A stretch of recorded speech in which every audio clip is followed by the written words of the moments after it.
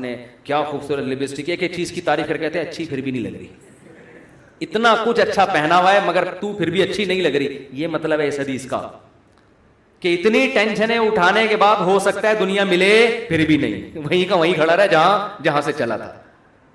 اور اس کے مقابلے میں آپ نے فرمایا من کانت الآخرۃ ہمہ، جس نے اس دنیا کو پسے پش ڈال کے کہا میرا ہدف آخرت ہے. یہ دنیا اصل ہدف ہے ہی نہیں، ملے ٹھیک ہے، نہیں ملے ایسی کی تیسی. یہ ایسی کی تیسی یاد رکھ لیں. ملے ٹھیک ہے، بحریہ ٹاؤن میں پلاٹ مل گیا ٹھیک ہے، نہیں تو گندے نالے پہ لے لیں گے، مل گیا ٹھیک ہے، نہیں تو ریڈی لگا لیں گے، مل گیا ٹھیک ہے، نہیں تو ویسے ہی بیٹھ جائیں گے. ٹھیک ہے نا. یہ جس کا یہ خوف، اور اصل کیا ہے آخرت، مجھ سے گناہ نہ ہو جائے کوئی، اگر ہو جائے تو جلدی سے توبہ کر کے اللہ کو مناؤ. آپ نے فرمایا جس نے آخرت کو ہدف بنا لیا، جنت تو بعد میں ملے گی، کچھ انعامات دنیا میں ملنا شروع ہو جائیں گے. پہلا انعام جعل اللہ شملہ جمع لہ من کانت الآخرۃ ہمہ جعل اللہ غناہ فی قلبی. اس کو فقر و فاقہ کا خوف تھا نا، فرمایا اس کے دل میں اللہ غنا، اس کے دل کو مالدار بنا دے گا. اس کو ایسا لگے گا یار جتنی میری ضرورت نہیں ہے اللہ نے رزق کی بالٹیاں میرے اوپر انڈیل دی ہیں. میری ضرورت صبح 2 روٹی کی ہے اور روٹی کے بجائے اللہ پراٹھے کھلا رہا ہے. عجیب بات ہے یا نہیں ہے؟ میری ضرورت تھی صرف چائے پراٹھا مل جائے اور اللہ مجھے انڈے بھی کھلا رہا ہے. نہیں یار یہ سمجھ میں تو رہنے دو، بس یہ آخری ہے، آپ لوگ بھی بہت تھک گئے ہوگے نا. میری ضرورت تھی کہ میں کسی طرح بس روٹی اور پانی مل جائے نوالا حلق میں اتار لوں، کیونکہ مسافر خانہ ہے نا.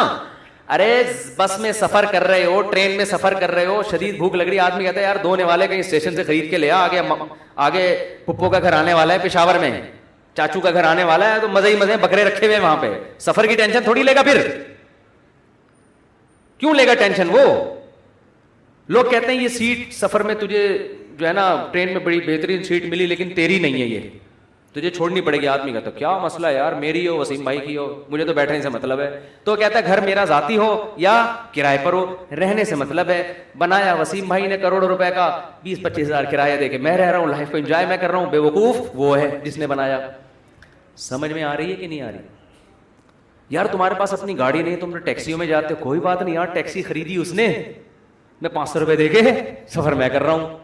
تو میری ضرورت تو نہیں تھی، لوگوں تو پیدل سفر کیے ہیں اتنے لمبے لمبے.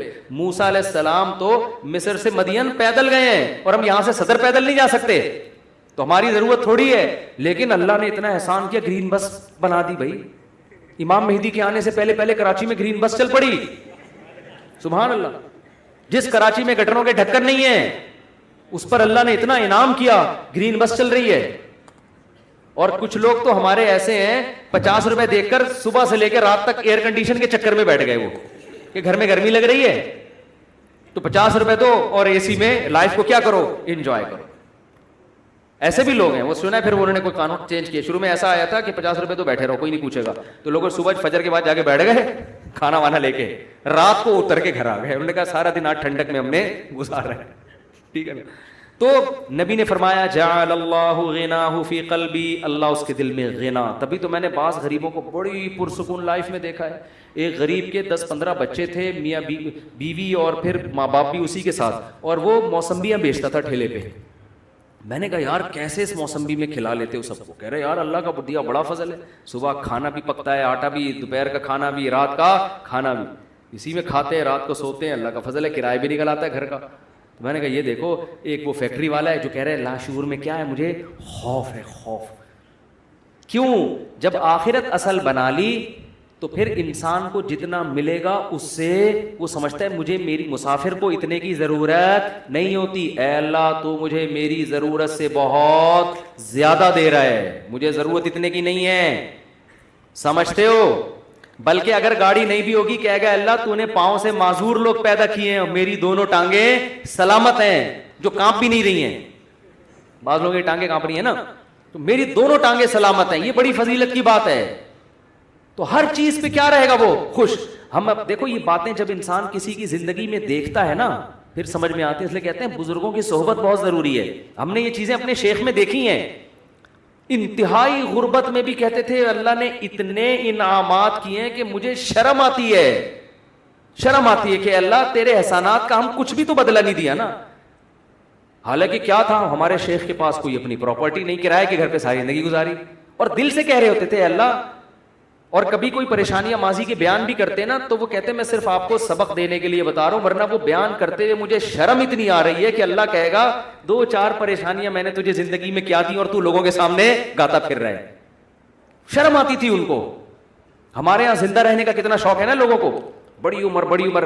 حضرت کہتے ہیں جب میں 63 سال کا ہو گیا تو مجھے تو اب شرم آنے لگی, یار میں ابھی بھی میں زندہ ہوں, کتنے لوگ دنیا سے چلے گئے.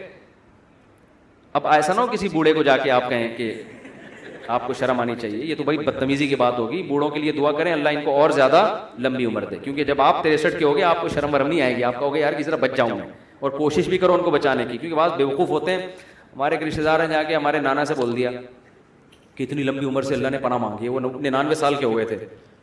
تو ہم نے کہا بھائی کم بخت یہ ان کے سامنے کہنے کا تھوڑی ہے, اتنی لمبی عمر سے اللہ نے پناہ مانگی ہے.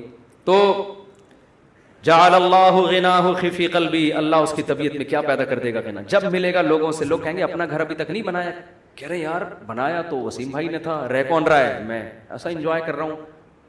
نل کے توڑو, دیواروں کو نیلا پیلا کرو, کرایہ دار جو واٹ لگاتے ہیں, بچوں نے وائٹ بورڈ بنایا تھا دیواروں کو, کیلیں ٹھوکو اس میں ایسی کی تیسی کر کے, جب زیادہ غصہ آئے وہ نکال دے تو